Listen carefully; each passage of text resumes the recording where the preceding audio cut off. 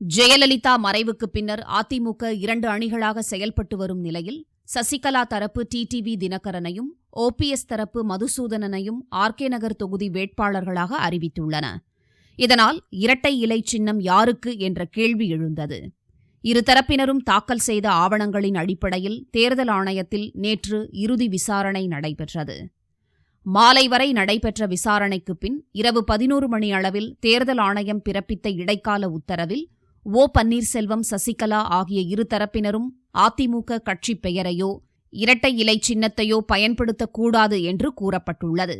இருதரப்பும் விரும்பும் பட்சத்தில் அதிமுக தொடர்புடன் கூடிய பெயரை தேர்வு செய்யலாம் என்றும், இரு அணியினரும் ஆர்கே நகர் இடைத்தேர்தலில் ஆணையத்தால் ஒதுக்கப்பட்டுள்ள சின்னங்களுள் ஒன்றை தேர்ந்தெடுக்கலாம் என்றும் அந்த உத்தரவில் தெரிவிக்கப்பட்டுள்ளது.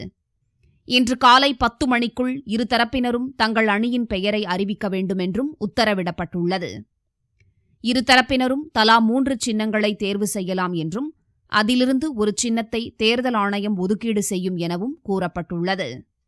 தங்கள் தரப்பிலுள்ள ஆவணங்கள் அனைத்தையும் ஏப்ரல் 17ஆம் தேதிக்குள் சமர்ப்பிக்குமாறு இருதரப்பினருக்கும் தேர்தல் ஆணையம் உத்தரவிட்டுள்ளது. ஆயிரக்கணக்கான பக்கங்களை கொண்ட ஆதாரங்களை ஓபிஎஸ் மற்றும் சசிகலா தரப்பினர் அளித்துள்ளதால் போதிய அவகாசம் தேவைப்படுவதாகவும் தேர்தல் ஆணையம் தெரிவித்துள்ளது. 27 ஆண்டுகளுக்குப் பின் தேர்தல் ஆணையத்தால் இரட்டை இலை சின்னம் மீண்டும் முடக்கப்பட்டுள்ளது குறிப்பிடத்தக்கது.